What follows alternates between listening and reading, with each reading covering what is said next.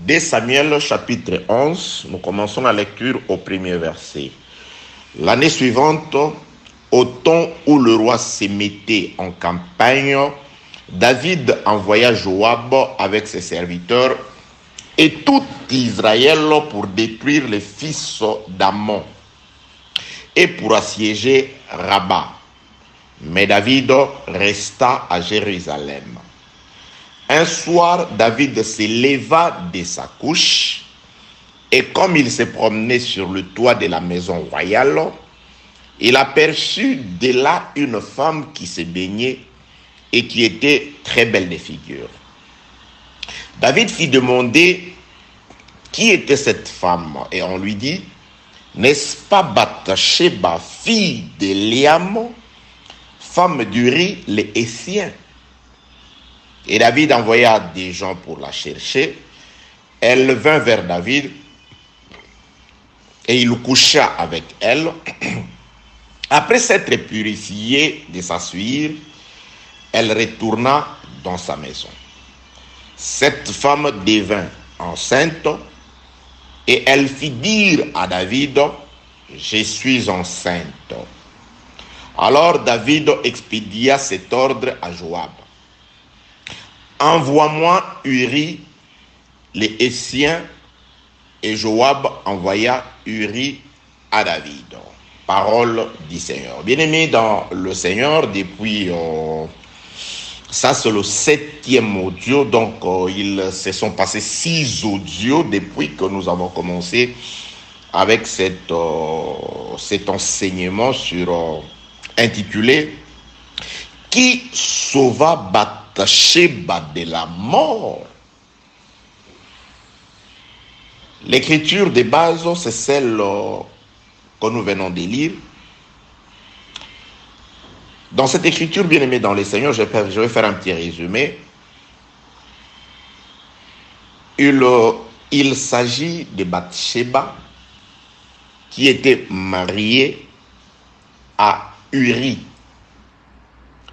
Uri était un des soldats, un des vaillants soldats de David qui se trouvait en guerre pendant que David est allé chercher sa femme pour coucher avec elle.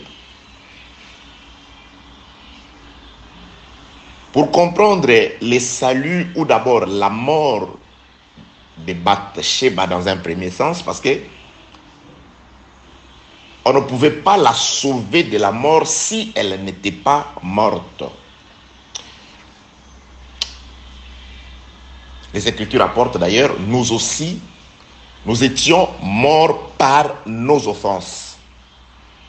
Donc il existe la mort naturelle, il existe la mort spirituelle, lorsque quelqu'un vit selon la chair, lorsque quelqu'un se complaît à vivre en harmonie avec le monde, il s'accomplit ce qui est écrit dans la parole de Dieu. Qui est ami du monde est en inimitié avec Dieu. Que la paix, la grâce, la miséricorde de Dieu soient avec vous. Je voudrais dire beaucoup de choses aujourd'hui, c'est pourquoi je ne m'attarderai vraiment pas dans le rappel de ce qui a été dit. D'ailleurs, il nous sera vraiment impossible avec le petit temps que nous avons de pouvoir encore vous rappeler tout ce qui a été dit. Mais par l'Esprit du Seigneur, le désir le plus ardent de mon cœur a toujours été que toute intervention ou tout audio, quoique faisant partie d'un enseignement, puisse être une prédication totale capable de pouvoir non seulement apporter ce qui manque à l'homme, mais aussi faire comprendre à celui qui l'écoute la pensée du Seigneur développée à travers cet enseignement. Le désir le plus ardent de mon cœur est que cette parole puisse allumer un feu au-dedans de vous. Que cette parole vous ramène au lieu où Dieu a indiqué que vous devez y être afin de pouvoir le retrouver. Car Dieu a toujours fixé un lieu de rendez-vous où il se retrouvera avec son peuple. Dans le désert, il a dit au peuple, lorsque vous serez entrés dans le pays de la promesse, je choisirai un lieu parmi toutes les tribus, c'est là où je mettrai mon nom. Et toutes les tribus devront plutôt se présenter à cet endroit pour m'adorer. Dieu a toujours établi un lieu de rendez-vous. À ce temps de la fin, lorsque la femme samaritaine s'est approchée de Jésus-Christ, comme prophète, selon la première vision qu'elle avait de Jésus-Christ, elle lui a présenté deux lieux. Du temps de nos pères, dit-elle, Jean chapitre 4, nous adorions, ou nos pères adoraient sur des montagnes. Mais vous, les Juifs, vous dites que le lieu d'adoration, c'est à Jérusalem. Jésus-Christ nous rappelle d'abord quelque chose que beaucoup de gens oublient aujourd'hui.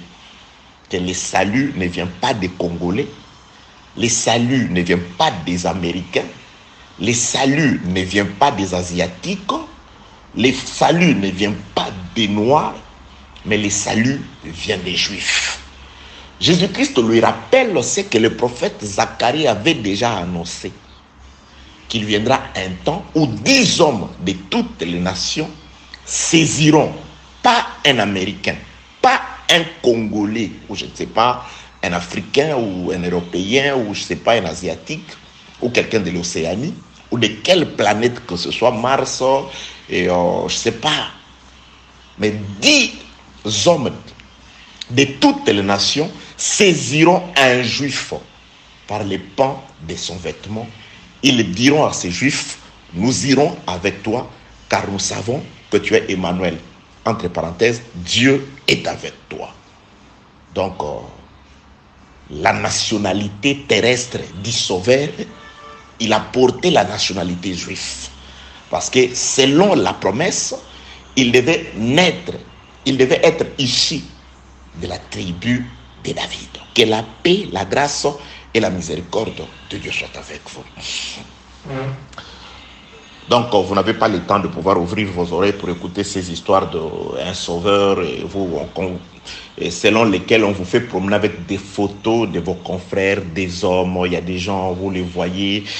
Il dit, notre prophète nous a demandé de pouvoir nous promener avec sa photo plutôt, son effigie sur la torse. C'est très honté, c'est très bas. Toutes ces histoires-là, vous avez chez vous une petite statuette, vous avez chez vous une petite image. Il a été interdit dans les Écritures qu'il ne te fera pas de représentation de choses qui sont au ciel, sur la terre ou sous la terre. Aucune représentation. Tu ne peux pas te le faire. Toutes ces histoires-là. Il y a des gens qui ont été autrefois contre l'Église catholique parce que l'Église catholique avait fait ses statuettes, mais vous allez dans leurs églises, vous trouvez encore des statues, des choses qui sont au ciel, sur la terre ou sous la terre.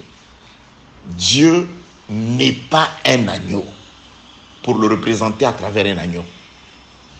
Et vous représentez un agneau naturel avec 2 corps. Dieu n'est pas un aigle pour représenter Dieu sous forme d'un aigle. Dieu n'est pas un feu pour représenter Dieu sous forme d'un feu.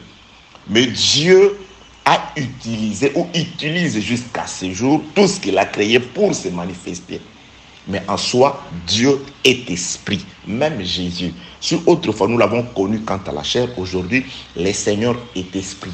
Dieu s'est fait savoir, s'est fait sentir par la parole. Là où est la parole, c'est là où se trouve Dieu.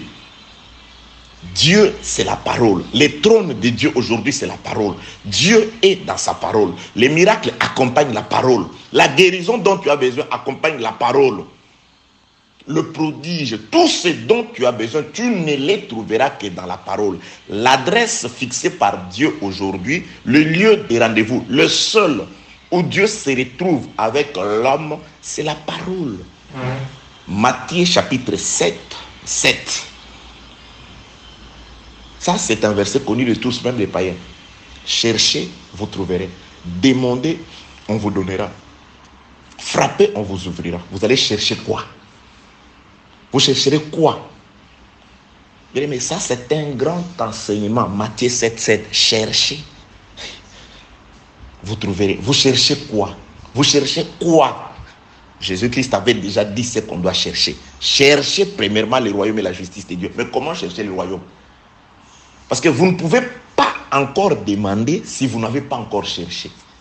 Parce que celui à qui vous devez demander se trouve dans une maison. Vous devez d'abord chercher cette maison. Quand vous trouvez cette maison, c'est alors que vous frappez. Quand vous frappez, c'est alors que lui va vous ouvrir. Et quand il va ouvrir, c'est alors que vous allez demander. Jésus-Christ, c'est un grand prophète aussi. Cherchez, vous trouverez. Qui cherche, trouve. On ouvre à celui qui frappe. On donne à celui qui demande. C'est un enseignement, c'est une marche. Cherchez, vous cherchez quoi?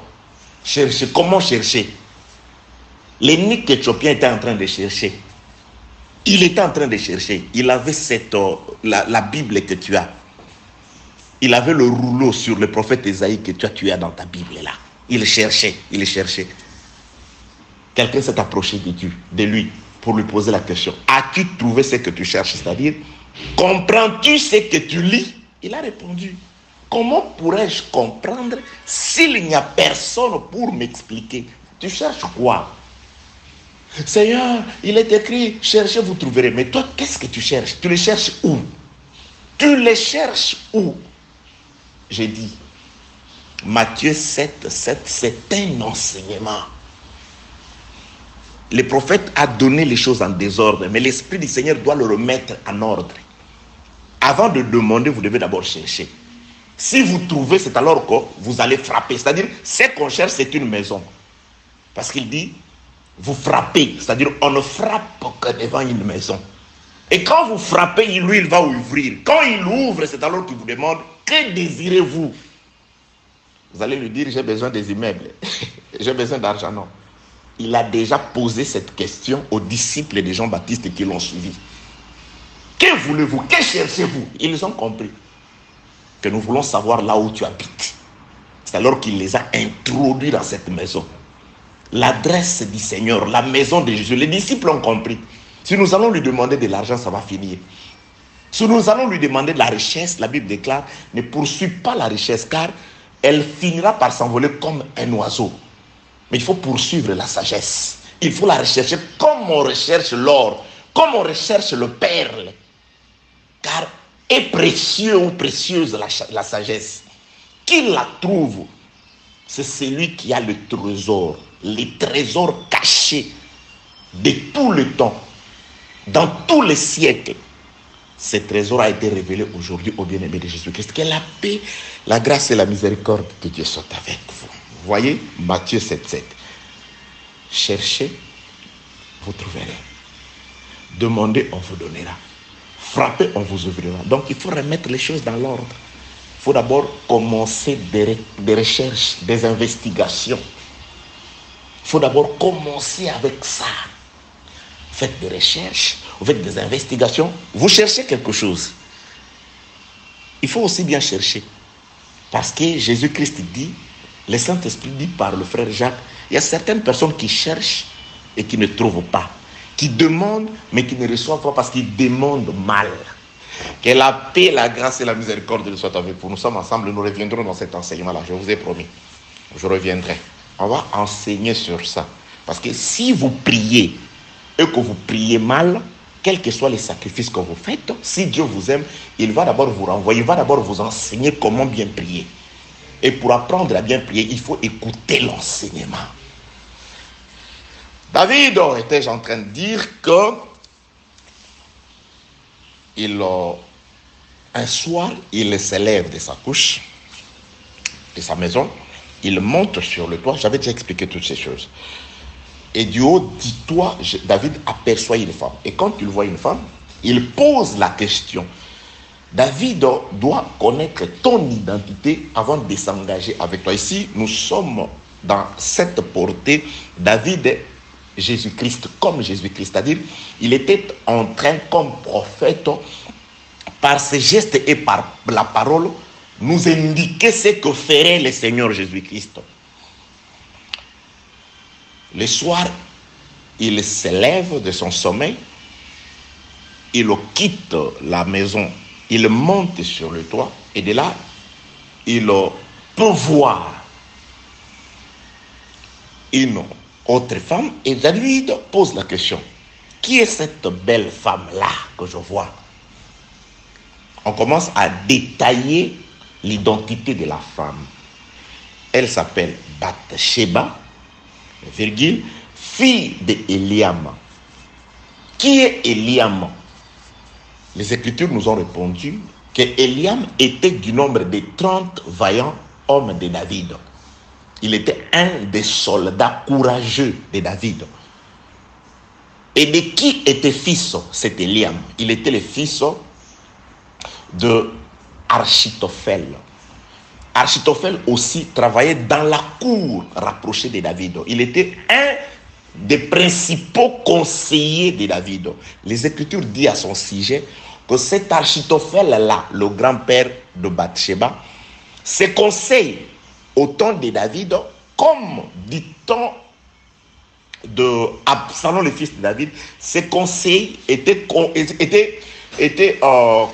considérés comme si c'était Dieu lui-même qui parlait. Donc, il était la bouche de Dieu. Par lui, on attendait Dieu. Ce n'est pas notre sujet aujourd'hui.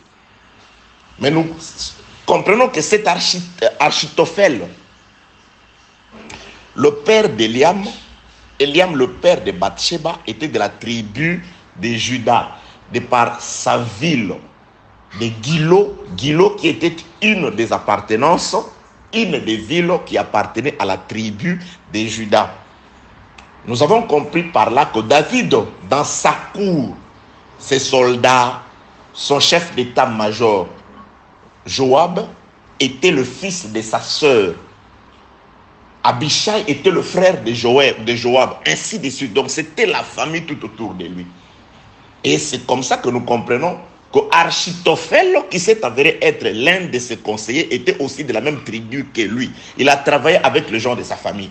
C'est pourquoi nous aussi, Christ aussi, travaille avec ceux de sa famille. Et la famille de Christ, c'est la famille de la parole, c'est la famille céleste, c'est la famille de la crainte de Dieu, c'est la famille du respect de la parole, du respect des Écritures. Que la paix, la grâce et la miséricorde de Dieu soient avec vous. Donc, Bathsheba, de là nous avons compris qu'elle était une fille de la tribu de Juda. La Bible déclare, on dit à David, la femme est de Juda, de par ses parents, mais son mari est du nombre des Essiens. C'est un Essien. Il n'est pas un Israélite, c'est un étranger. Un des descendants de Heth. Nous avons compris dans les Écritures qui étaient les Essiens.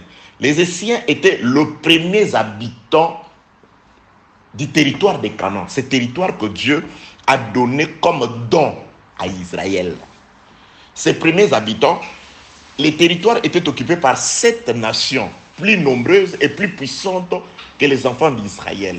Du nombre desquels il y avait les Essiens, les Éviens, les Cananéens, les Gergisiens, les Gibésiens. C'était 7 nations plus nombreuses et plus puissantes qu'Israël. Alors Dieu avait à multiples reprises donné cet avertissement aux Juifs, aux enfants d'Israël, que lorsque vous entrerez dans le pays de la promesse, la première des choses que vous allez faire, vous allez exterminer tous les habitants de ces pays-là. C'est-à-dire, les Essiens étaient voués à l'extermination d'après l'ordre de l'Éternel. Là, je suis retenu toujours Deutéronome chapitre 7, du 1er au 4e verset. C'est très important. Nous allons beaucoup plus ergoter ou tournoyer tout autour de cette portion des Écritures. Les Essiens, Dieu a dit, vous ne leur ferez pas grâce. Vous allez leur passer au fil de l'épée. Vous allez tous les exterminer. Vous les exterminerez tous. Et Dieu dit encore, Deutéronome 7:3, vous ne contracterez jamais de mariage avec eux. Vous ne donnerez jamais vos filles à leurs fils. Mais qu'est-ce qui est arrivé? Il est arrivé que premièrement, Israël n'a pas pu exterminer les Essiens. Les Essiens ont habité au milieu des Israélites. La Bible déclare, quoiqu'ils habitaient au milieu des Israélites, mais ce n'étaient pas des Israélites. C'est là où nous sommes allés exhorter que dans le monde, nous sommes dans un même champ. Mais il y a le blé, il y a l'ivraie. Il y a de la bonne semence, il y a de la mauvaise semence. L'homme bon a semé de la bonne semence dans son champ. La nuit, pendant que les gens dormaient, le malin a semé l'ivraie, la mauvaise semence parmi la bonne semence. Et quand on s'est réveillé, on a constaté qu'il y a parmi les enfants de Dieu, aussi entremêlés entre les enfants, du milieu des enfants de Dieu, ceux qui ne sont pas enfants de Dieu. C'est pourquoi, bien-aimés dans les Seigneurs, dans les églises, avant l'enlèvement, nous serons toujours là. Judas Iscariote sera toujours avec nous. Ils seront toujours du milieu de nous, du nombre des croyants.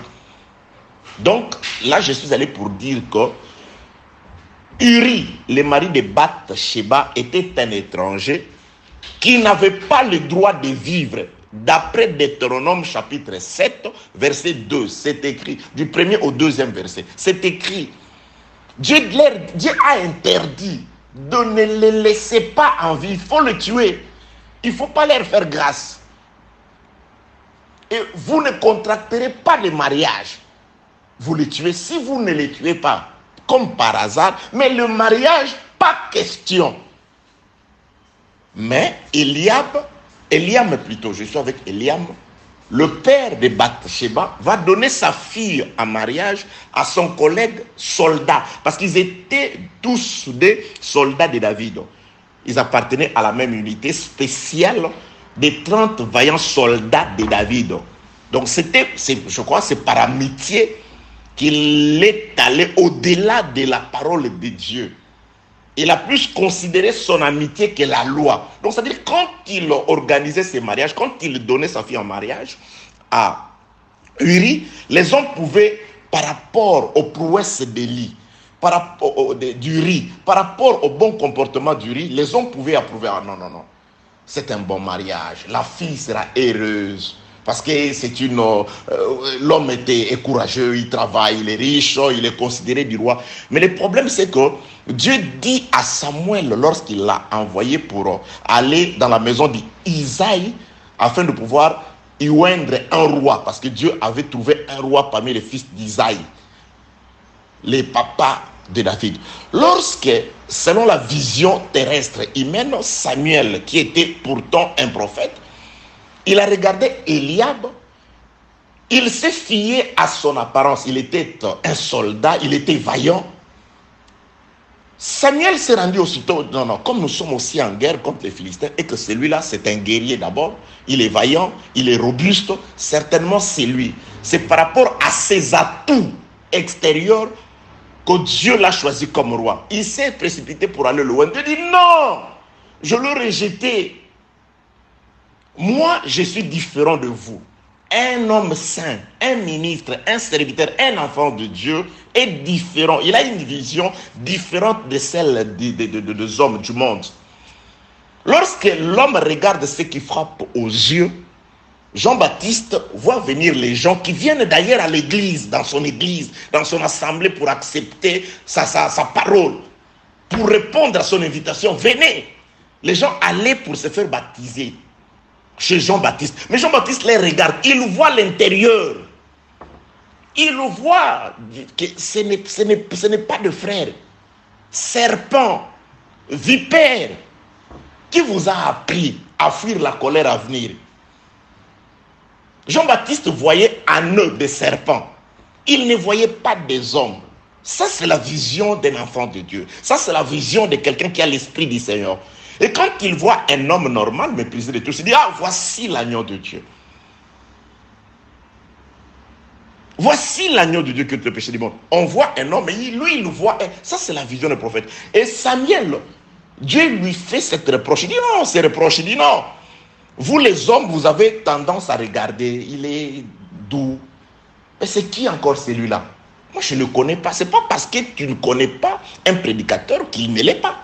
Mais moi, je connais presque tous les prédicateurs. Frère, ça, c'est quelle audace, ça. C'est quelle audace! Il y a des gens même qui se permettent de pouvoir établir la liste des prédicateurs. Il y a même des gens qui ont l'audace de vous dire non, celui-là. Oui, on peut parfois facilement comprendre que non.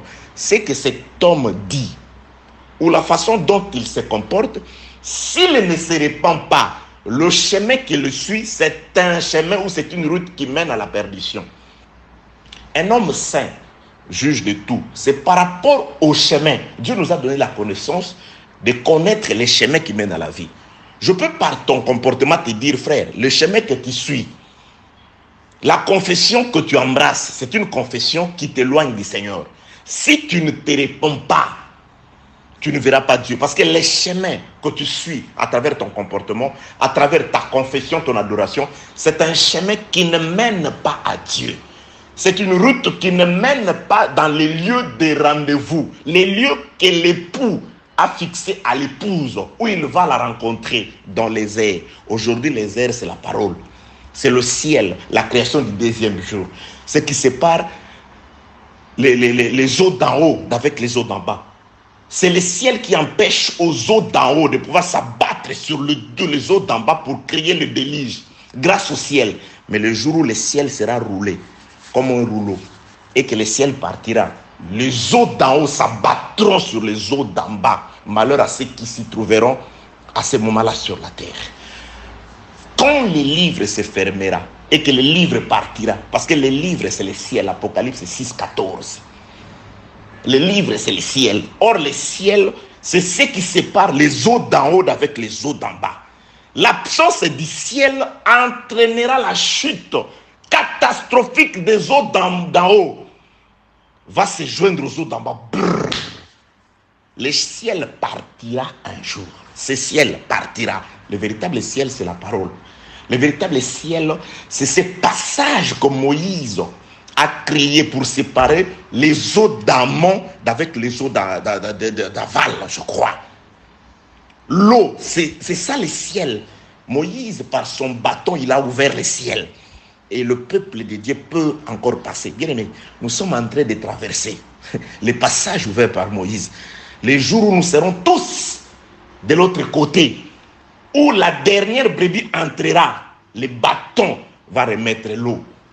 Et lorsque l'eau va se remettre, c'est-à-dire lorsque le ciel, le livre sera fermé, le temps de la grâce est fini, c'est alors que les eaux d'en haut s'abattront sur les eaux d'en bas. C'est ça le retour de l'eau aux positions initiales.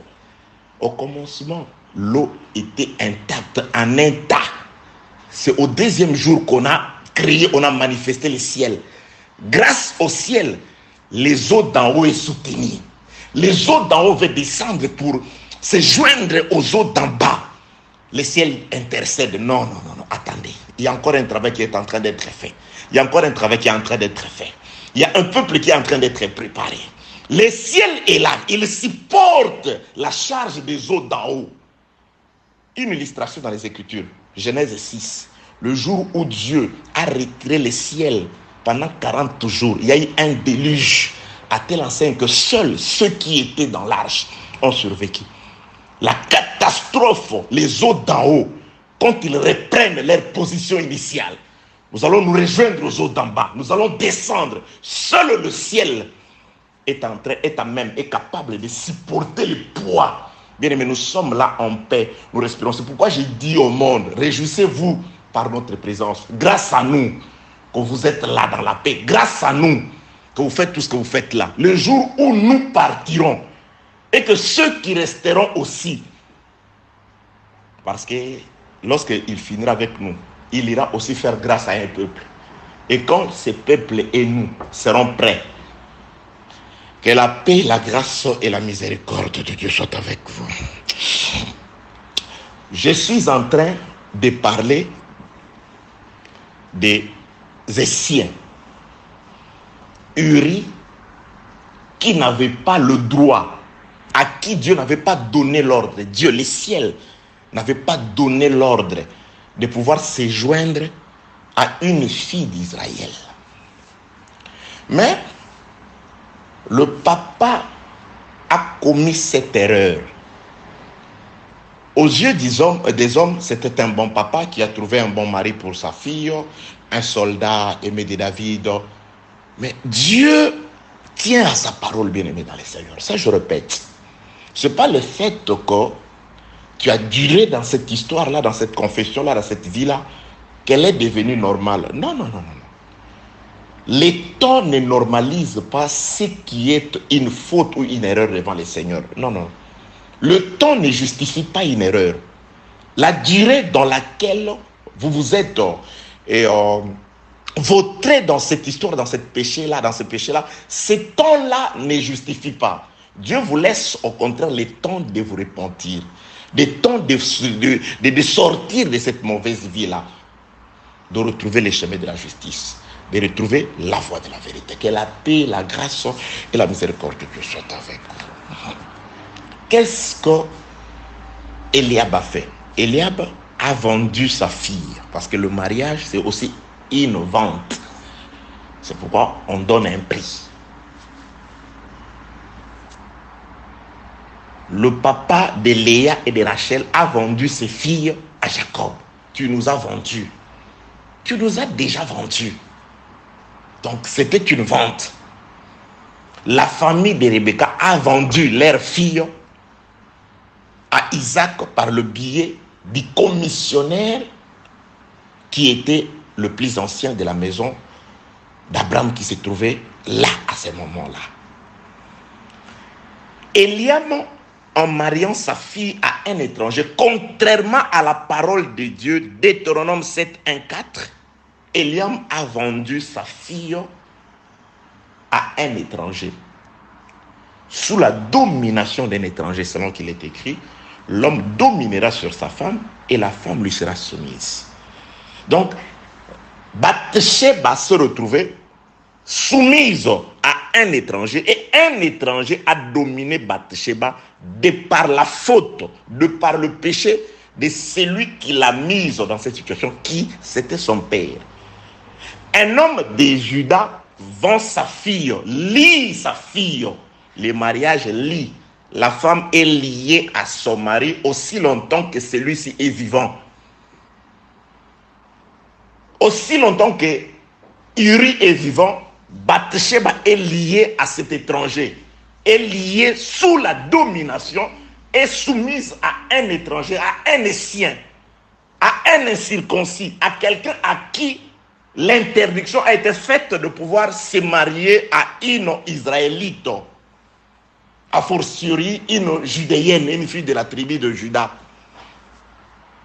Alors, un soir, David arrive. Il laisse la maison, il monte sur le toit, et quand il monte sur le toit, c'est alors que David peut voir une fille qui était esclave d'un étranger, une fille qui vivait dans un mariage illicite d'après Dieu. Dieu aime son peuple. Qu'est-ce que David va faire? David va se renseigner. Lorsqu'il se renseigne comme prophète, il prend l'identité de Bathsheba. Il comprend que c'est une des nôtres. Plus précisément de ma tribu.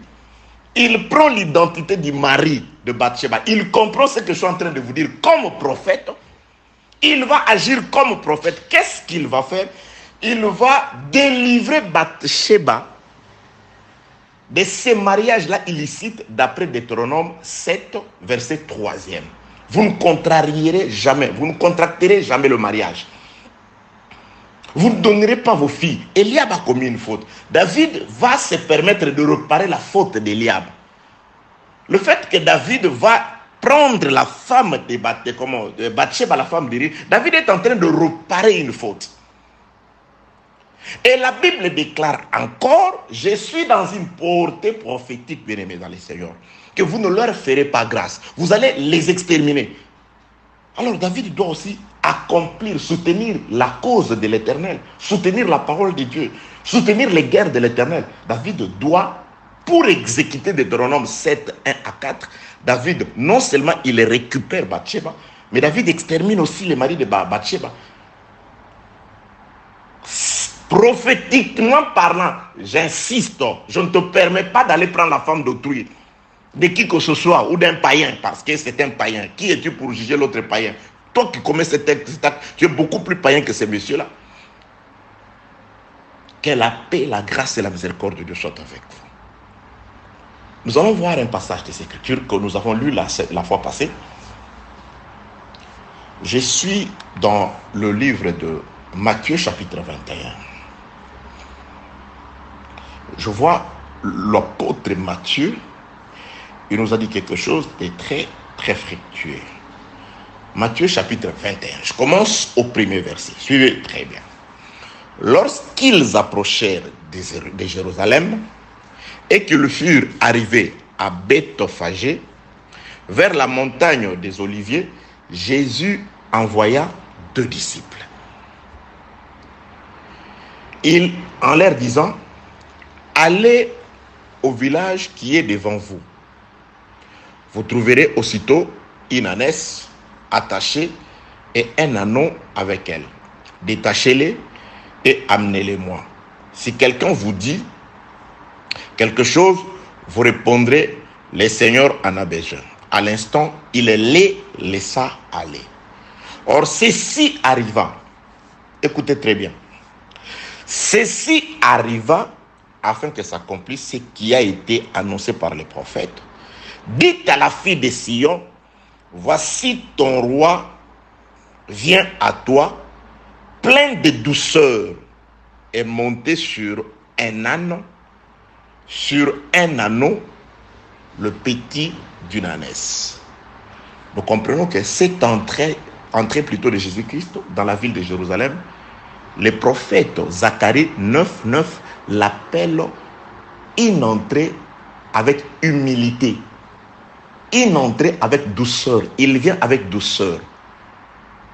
Zacharie 9:9, cet acte est l'accomplissement de la prophétie de Zacharie 9:9. Il dit c'est une entrée. C'est là où je tire l'attention de ceux qui... Ok. C'est une entrée avec douceur. C'est une entrée d'humilité. C'est une venue d'humilité. Philippiens chapitre 2. C'est une entrée, voici, il vient avec humilité. Il vient avec douceur. Cet acte est l'accomplissement. La délivrance de l'âne est l'accomplissement de Zacharie 9:9. Zacharie 9:9 dit, c'est une venue avec humilité. Celui qui existait en forme de Dieu n'a pas regardé comme une proie à égaler d'être égal à Dieu. Comme une proie plutôt arrachée d'être égal à Dieu. Il s'est abaissé. Il s'est humilié. Il est devenu comme un simple homme. Je nous dis ceci, bien-aimés dans le Seigneur. Chaque mot dans la prophétie est important. Ce n'est pas en vain qu'on dit que l'acte qui consiste à ce que Jésus-Christ, il n'entre pas dans la ville. Il a besoin de monter sur l'âne. Mais il envoie 2 disciples. Allez-y me chercher. Lui, il reste.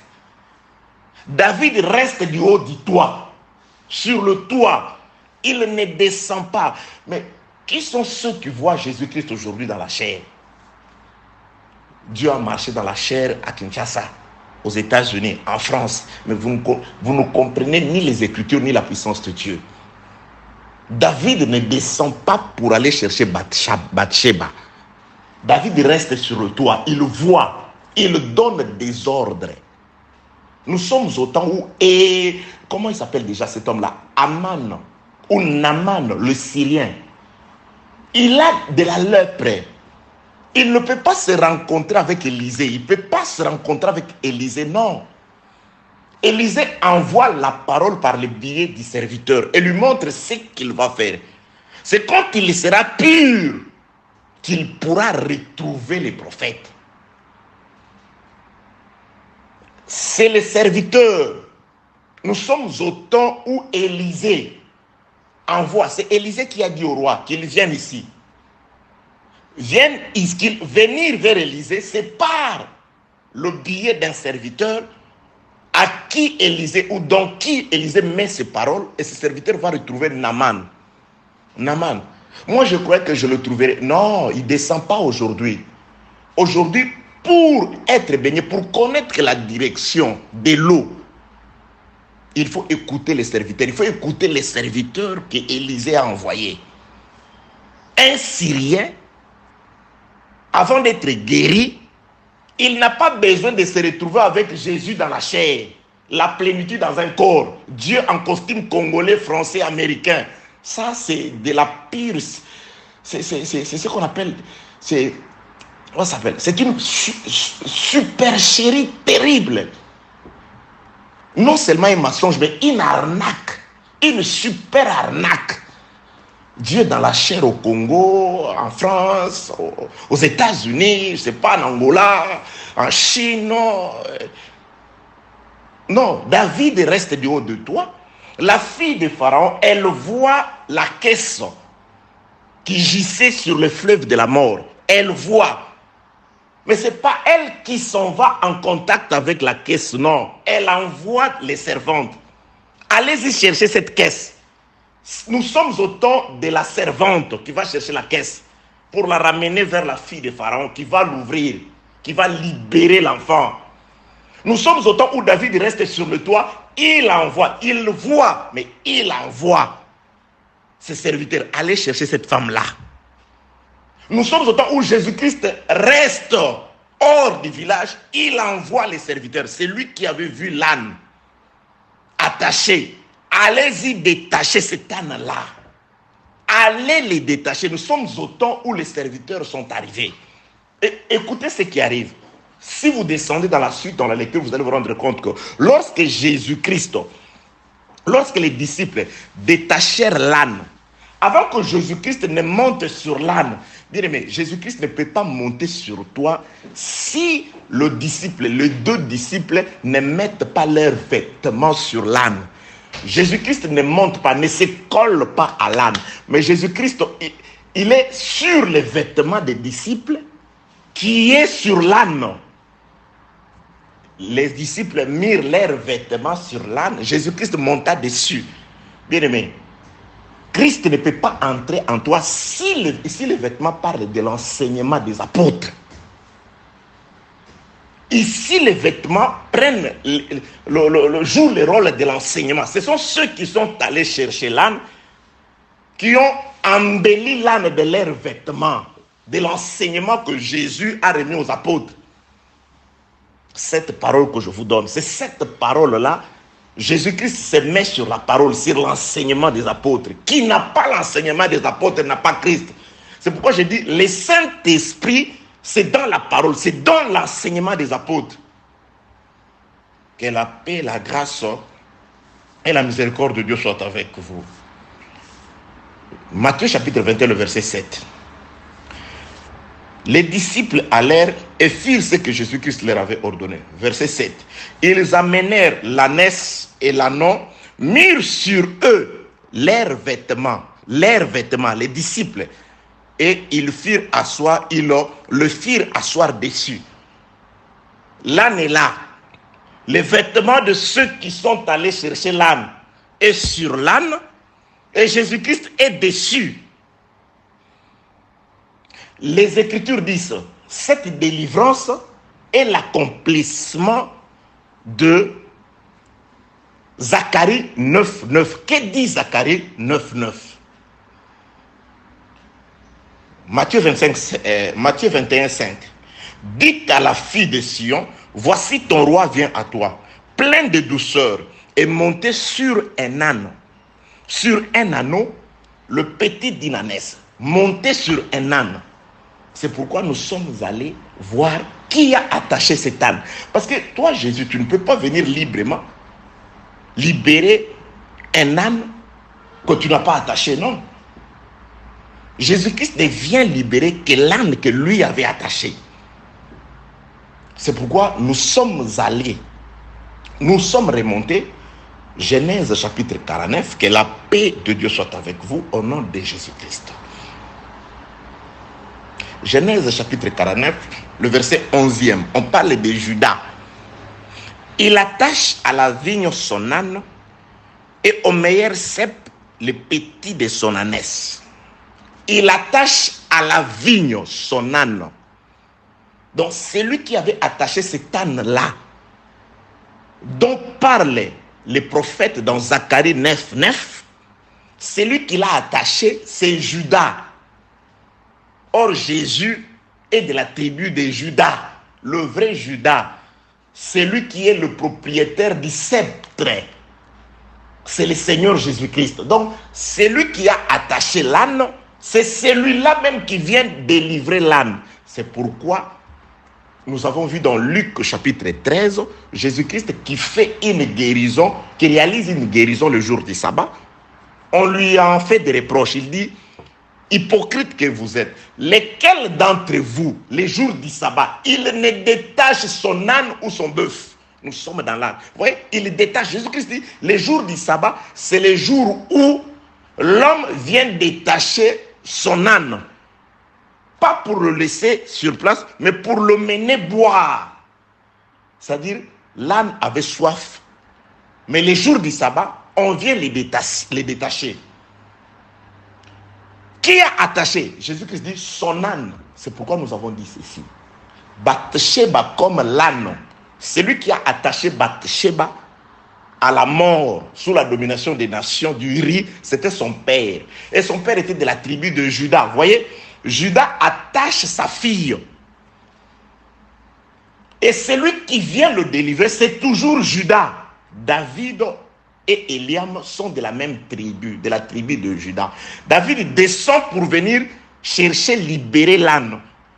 Mais lorsque Bathsheba est attachée, c'est-à-dire donnée en mariage à un étranger, Élie, placé sous le pouvoir, sous la puissance d'un étranger, sous la domination des étrangers, donné à la mort, c'était par un homme de Judas, son père, mais qui n'était qu'un soldat. Un soldat. C'est ça. Nous nous sommes retrouvés attachés au péché par l'erreur que nous, on n'a pas commise. Qui a commis l'erreur qui nous a tous englobés dans le péché? C'est notre premier parent, Adam. Or, Adam, c'est ça le premier soldat de Dieu sur la terre. Le soldat qui a exactement exécuté les ordres de Dieu, c'était Adam, à qui Dieu a donné les ordres. Tu garderas, tu protégeras, tu cultiveras, tu donneras les noms. C'était Adam, c'était un soldat de Dieu. Par son erreur, nous nous sommes retrouvés aujourd'hui, Romains chapitre 5, subir les conséquences d'un péché que nous, on n'avait pas commis. Qui l'a commis? C'était Eliam. Tu ne donneras pas ta fille en mariage. Il a donné sa fille en mariage. Il a commis le péché. Et qui en a souffert, c'est Bathsheba. Elle a payé le prix de l'erreur de son père, un soldat de Judas. Nous payons le prix de l'erreur de notre premier parent, le premier soldat de Dieu, Adam. Mais celui qui vient nous sauver, comme il est toujours un Adam, c'est-à-dire de la tribu de Judas, comme David. Mais celui-ci, ce n'est pas seulement un soldat. Il est un soldat, mais le roi, le chef de l'armée. À la croix, celui qui vient, c'est le roi.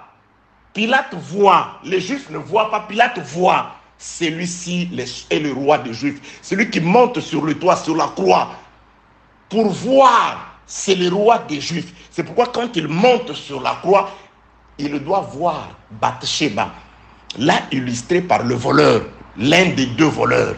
C'est ça Bathsheba, il dit aujourd'hui tu seras avec moi. Aujourd'hui, c'est le 7e jour qui a commencé avec la mort de Jésus-Christ, qui prendra fin à la fin de toutes choses. Aujourd'hui, il y a beaucoup d'événements. Ce n'est pas mon enseignement aujourd'hui. Le 7e jour, c'est ça le dernier jour. Les derniers jours comportent beaucoup d'événements. La grâce, c'est le dernier jour. L'enlèvement, c'est le 7e jour, toujours l'enlèvement. Le retour de la grâce dans la maison d'Israël, c'est le 7e jour, c'est le dernier jour. Gog et Magog, Armageddon, le dernier jour, le 7e jour toujours.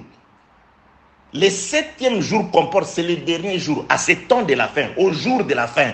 C'est pourquoi dans l'ombre, chaque jour, pour la destruction de la ville de Jéricho, chaque jour, du 1er au 6e jour, on ne faisait qu'un tour.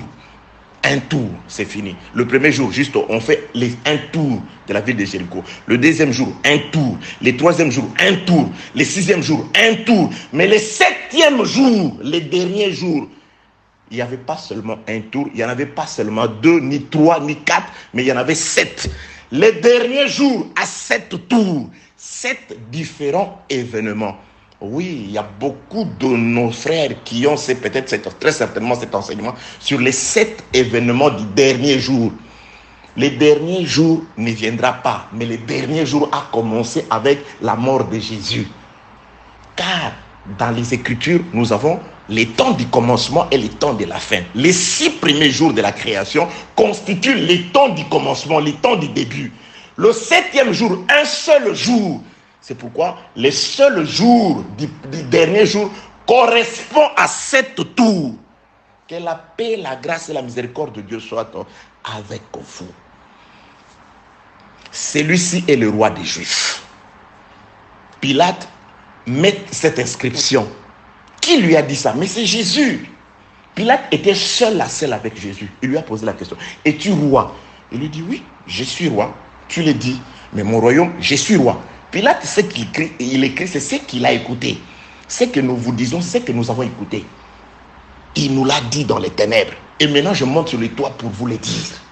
Je n'ai pas honte de vous dire la vérité. Parfois, je n'ai pas honte d'arracher certaines confessions qui ont trop traîné et duré sous terre. Et qui ont amené les gens dans l'idolâtrie sans le vouloir et le savoir. Je vous dis, l'ignorance n'est pas une justification. Les peuples périssent par ignorance, faute de connaissances. Les gens vont périr. Que la paix, la grâce et la miséricorde de Dieu soient avec vous. Je suis en train de parler sur la délivrance de Bathsheba, de la mort. C'était quoi la mort dans laquelle jussait Bathsheba?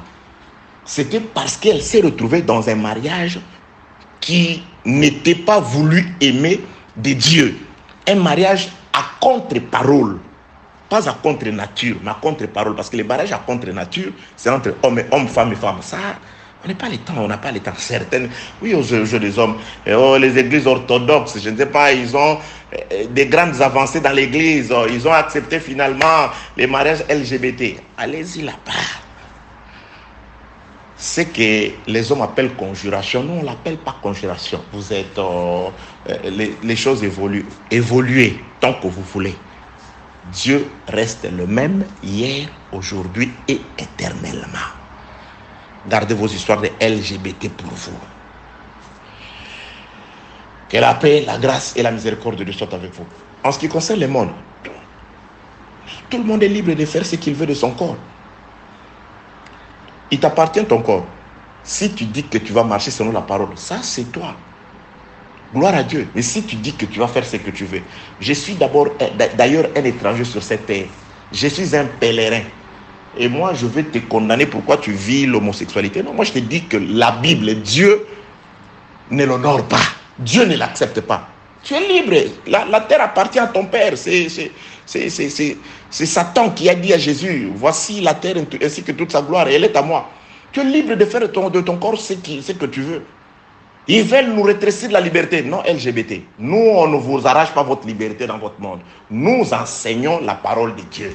Nous enseignons la pensée de Dieu, invisible pour vous, visible pour nous, parce que nous savons qu'il est là, nous savons qu'il agit, nous savons qu'il est présent par sa parole, et nous sentons sa puissance à travers le Saint-Esprit. Et nous vous disons que ces actes de mariage à contre-nature, l'homosexualité, Dieu ne le veut pas. C'est une infamie. C'est un péché, c'est une abomination devant Dieu. Alors, comme le Dieu de ces siècles, les Écritures reconnaissent le Dieu de ce monde, a aveuglé certaines personnes pour qu'ils ne voient pas la brillance de l'évangile à travers ce qui est écrit dans la parole de Dieu. Faites ce que vous faites. Nous, on ne vous arrache pas votre liberté. Qui sommes-nous? Nous, on est des passagers, on est des pèlerins. Le monde vous appartient, il est à vous. Mais notre Dieu nous a dit, ce monde passera. Et tout ce qui a trait avec le monde passera. Vous passerez avec votre monde. Vous irez avec votre monde.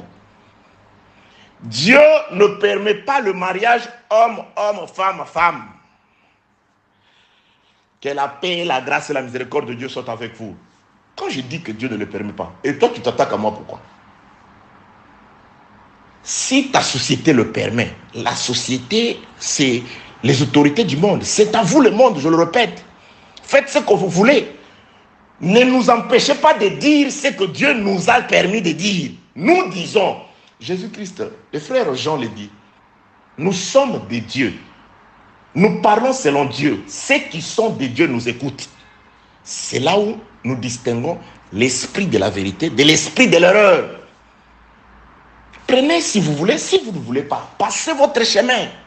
Allez rejoindre les orthodoxes, je ne sais pas, ceux qui font des progrès, des avancées considérables, qui marient les homosexuels. Allez-y vers eux. Dieu reste fidèle à sa parole. Nous n'allons pas changer la parole du Seigneur. Le frère Pierre pose la question au Sanhédrin. Jugez-en vous-même. Est-il convenable de respecter Dieu ou les hommes, d'honorer Dieu ou les hommes? Le frère Pierre, Paul répond, si je faisais la volonté des hommes, je ne serais pas ministre de Christ. Que la paix, la grâce et la miséricorde de Dieu soient avec vous. Ah, ok. Qui a attaché l'âne? Genèse 49, 11. C'est Judas. Il a attaché son âne à lui. Qui a attaché Bathsheba sous la domination d'Uri, un étranger, dans un mariage illicite? C'est son père Éliam de la tribu de Juda. Et qui doit venir libérer l'âne? Jésus-Christ dit, c'est le propriétaire de l'âne qui, les jours de sabbat, il va libérer son âne. C'est pourquoi le propriétaire de l'âne nous montre comment il libère l'âne. Quand il vient, il reste. Jésus-Christ est resté au ciel. Mais il est là par la parole qu'il a donnée aux disciples. Nous venons par l'enseignement, l'œuvre du ministère, vous ramener à Christ. Par la parole, nous voulons vous détacher de la mort. Nous avons expliqué que d'après ce qui est écrit dans le livre de Proverbes, chapitre 23, les versets 31 et 32, là, on présente la vigne, le raisin, le fruit de la vigne, comme étant la mort, comme étant la morsure du serpent. On présente ça. C'est à cela que nous avons été attachés. Le premier Adam, Dieu a creusé une fosse devant lui, dans laquelle il est tombé. Ecclésiaste dit, qui creuse une tombe, une fosse, il tombera. C'est pourquoi, de même que Dieu a creusé, il a placé l'arbre qui conduit à la mort devant Adam. Adam en a consommé, il est mort. Dieu doit tomber lui-même dans cette fosse-là. Pour faire sortir l'âne, il doit descendre dans le trou pour le faire sortir. Il accomplit Ecclésiaste. Attends, je vais chercher pour nous cette écriture toujours. Je voudrais parler avec la parole de Dieu. Que la paix de Dieu soit avec vous. 5 ans, 1 heure déjà. Attendez, je vais chercher cette écriture d'Ecclésiaste pour nous. Très important. Ecclésiaste chapitre 11. Non. Attendez. Ecclésiaste, c'est combien? Ah, moi je ne mets pas pause parce que je voudrais vraiment garder le fil. Ah, je ne vais pas trouver cette portion d'écriture. Ecclésiaste, je cherche en tout cas, je dois trouver ça. C'est très important pour nous. Ecclésiaste chapitre 10, le verset 8e. Celui qui creuse une fosse, il tombera. Celui qui renverse une muraille sera mordu par un serpent. Celui qui creuse une fosse, il tombera. La fosse de la mort d'Adam, Dieu était là. Il a vu, il a permis. Il a creusé. Parce qu'il avait déjà préparé un rédempteur. Il fallait qu'un rédempteur vienne. Comment le rédempteur serait venu si le premier, l'homme, n'était pas tombé? Dieu a tout préparé. Il a creusé une fosse. L'homme est tombé. Mais comme celui qui creuse une fosse doit y tomber, Dieu doit mourir quant à la chair. Il doit venir, il doit tomber. Ecclésiaste toujours dit, 2 valent mieux qu'un. Si les deux tombent, l'un relève l'autre. C'est-à-dire, les deux doivent tomber. Le premier Adam est tombé, il est mort. Le second doit mourir, afin que les deux meurent. Mais par la mort du second, comme c'est un esprit vivifiant, il va vivifier les premiers. Nous sommes morts quant au péché. Jésus-Christ doit nous suivre en portant d'abord le corps du péché, la chair semblable à celle du péché, en mourant aussi quant à la chair. C'était afin que les deux tombent et que l'un relève l'autre. Il tombe dans la fosse que lui-même a creusée. Déjà, Genèse chapitre 8, je crois, à partir du verset, lisez du 20 au 22e verset.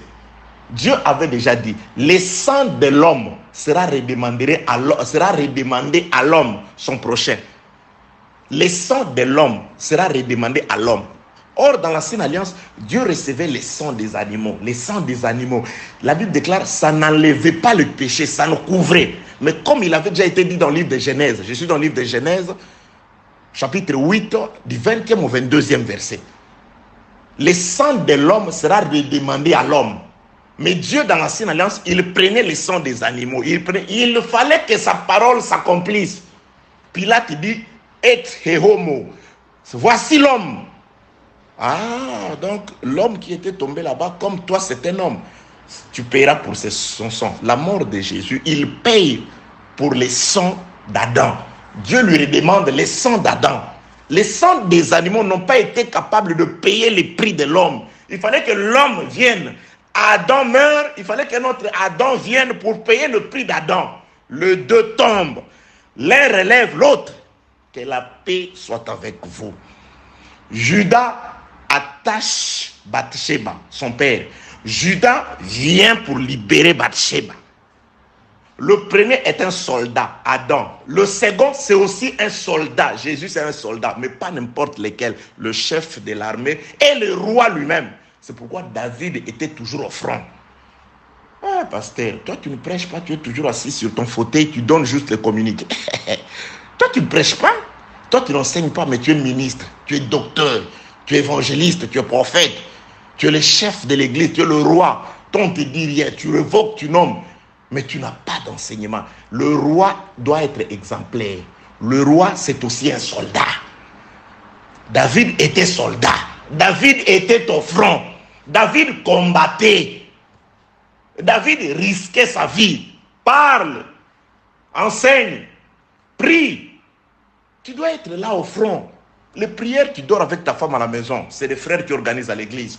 Des jeunes, tu es toujours en voyage. Des frères organisent en église. Tu viens dimanche, tu prêches, tu récoltes les offrandes, tu pars. Hé, pasteur, pasteur. Pasteur, même toi-même, même toi-même. Tu vois pas que tu es en train de récolter dans les champs que tu n'as pas semé. Pasteur. Il y a d'autres pasteurs qui n'arrivent à l'église qu'en retard. Lui, c'est un as d'arriver. Il n'est jamais arrivé à l'église à temps. Lui, il arrive en retard toujours. Ses travailleurs, ses ouvriers ont déjà tout fait. Il arrive juste, il s'assoit. Surtout s'il ne prêche pas. Il s'assoit juste, il passe les communiqués et c'est fini. Pasteur, que la paix, la grâce et la miséricorde de Dieu soient avec vous. Bien-aimés dans les Seigneurs. Voilà ce que Jésus-Christ fait. Alors, Jésus-Christ interprète. Attendez, je vais nous lire Luc au chapitre 13, comment il interprète l'âne aussi. Jésus-Christ interprète l'âne. Luc chapitre 8, Luc chapitre 13 plutôt, et je commence au 11e verset. Voici, il y avait là une femme possédée d'un esprit qui la rendait infirme depuis 18 ans.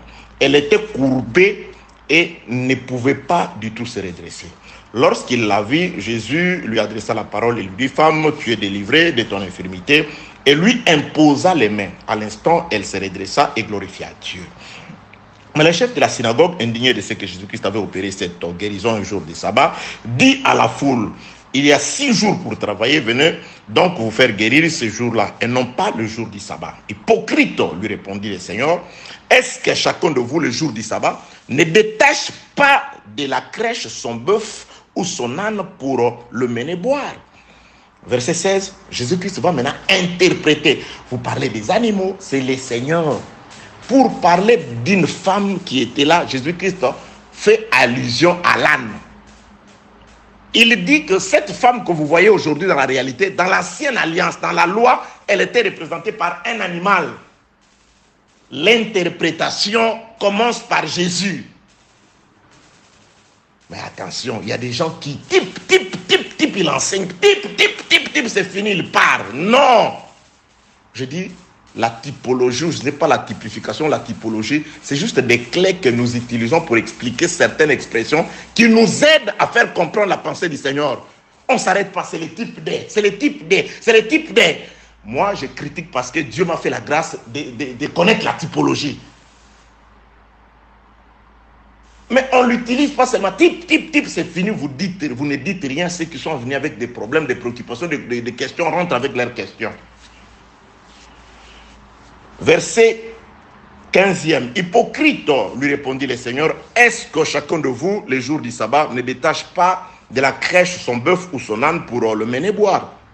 Et cette femme qui est une fille d'Abraham, et que Satan tenait liée depuis 18 ans, ne fallait-il pas la délivrer de cette chaîne le jour du sabbat? Donc c'est une fille d'Abraham qui a été attachée, liée pendant 18 ans. 18 ans, si vous voulez comprendre, 18 ans, allez dans le livre des Juges, chapitre 3. 18 ans correspond au temps où Moab a dominé sur Israël. Israël avait péché, Dieu avait permis à Églon, le roi de Moab, de dominer sur Israël pendant 18 ans. Donc les 18 ans parlent du temps du règne d'un étranger sur Israël. C'est pourquoi nous avons dit, Satan correspond à Bathsheba qui a été dominée aussi, soumise à un étranger, contrairement à la parole du Seigneur, par son père. Israël a péché, Dieu l'a livré sous la domination d'Églon, le roi de Moab, Juge chapitre 3, qui a dominé sur Israël pendant 18 ans. Et cette femme qui parle d'Israël, qui parle de Bathsheba, qui parle de toi et moi, lesquels nous avons été aussi, Dieu nous a livrés à un étranger, il dominera sur nous. Nous serons poussière, il nous mangera. C'était après le péché de notre premier parent, Adam. 18 ans, c'est le temps depuis le péché d'Adam jusqu'à ce que Ehud, un gaucher, vienne nous délivrer. Un homme qui ne se servait pas de la main droite, mais de la main gauche, qui mettait son épée du côté droit. Je vous ai d'ailleurs déjà cherché les enseignements, il y en a, j'ai déjà enseigné sur ça. Que la paix de Dieu soit avec vous.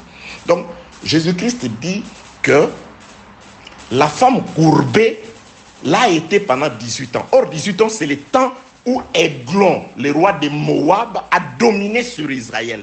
C'est le temps de la domination d'un étranger sur le peuple de Dieu. C'est le temps de la domination d'Uri sur Bathsheba. C'est le temps où l'âne est resté lié à la mort, à la vigne, à la mort, sous la morsure du serpent pendant 18 ans. Mais il faut que celui qui l'avait lié descende pour venir la délivrer.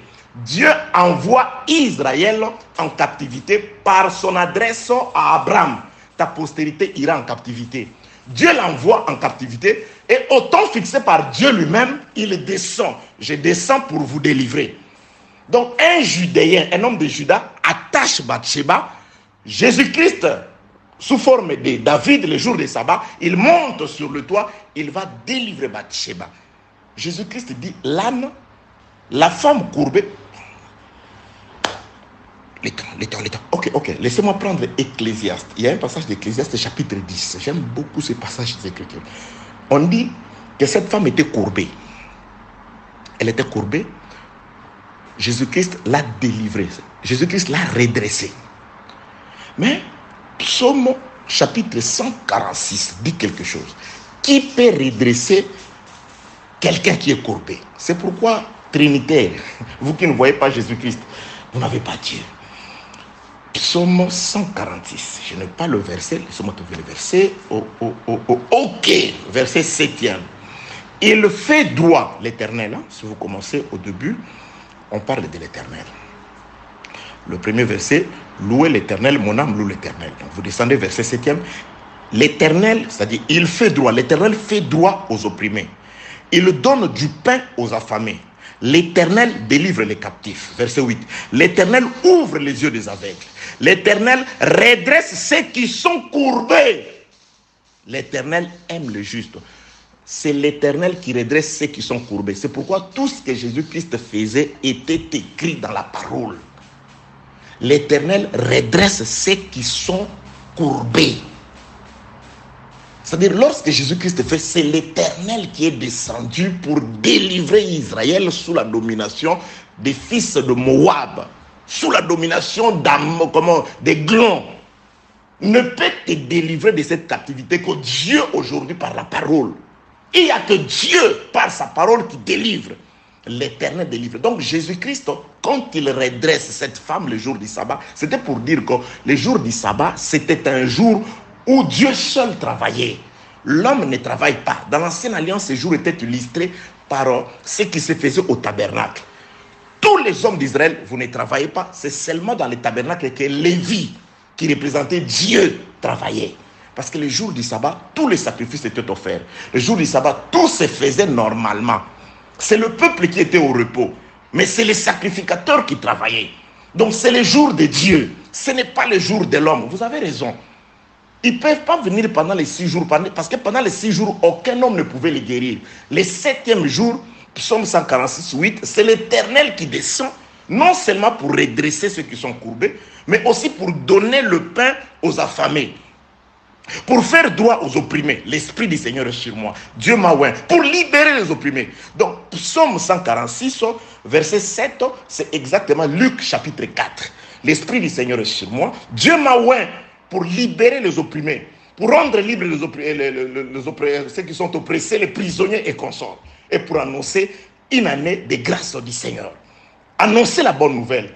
Donc, Jésus-Christ l'accomplit. Mais il dit que cet acte-là qu'il accomplit les jours du sabbat, c'est Judas qui avait attaché l'âne, Genèse 49, qui revient pour délivrer cet âne-là.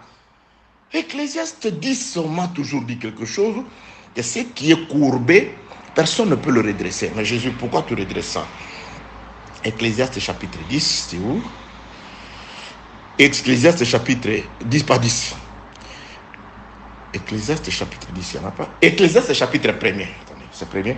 Ecclésiaste chapitre 1er, le verset 16e. Ecclésiaste 1, verset 15. Ce qui est courbé ne peut se redresser.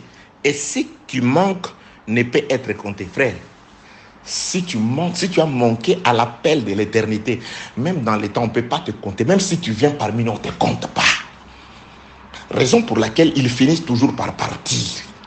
Ils finissent toujours par partir. Parce que ce qui manque ne peut être compté. Si à l'éternité, tu as manqué à l'appel, si là où Dieu nous a choisis, il nous a connus en Christ, il nous a prédestinés à être ses enfants bien-aimés par l'adoption, au moyen du sang de Jésus. Si là, quand l'agneau mourait, quand l'agneau était plutôt prédestiné à mourir dans les temps, tu n'y étais pas. Frère, tu as manqué et tu ne seras pas là.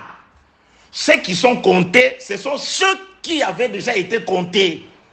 Les enfants de Job, ils restent au même nombre. C'est le même nombre qui a été avant la mort.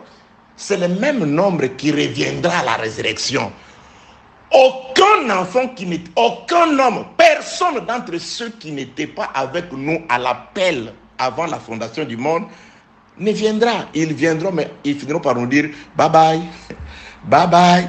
Je suis un peu fatigué. Bon, c'est un bon enseignement. Il n'est pas près chez nous, mais il est pasteur quelque part. Il sait qu'ici, on ne l'acceptera pas, mais il est pasteur. Tu refuses de t'asseoir et d'écouter, tu préfères être... Bon, ok, si tu prêches bien, que Dieu te bénisse. Le jour viendra. Ce qui est courbé ne peut être redressé. Mais comment Jésus-Christ a redressé ça? C'est-à-dire cette femme-là n'était pas courbée. Au départ, elle n'était pas courbée. Au départ, elle était redressée.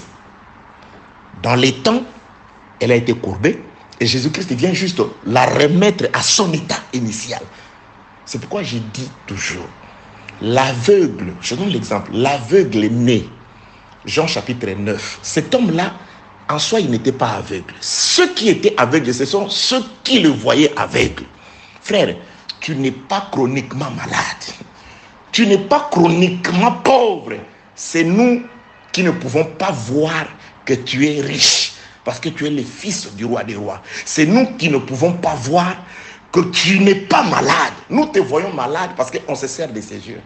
Il viendra un temps où Dieu ne te guérira pas. Il va nous guérir.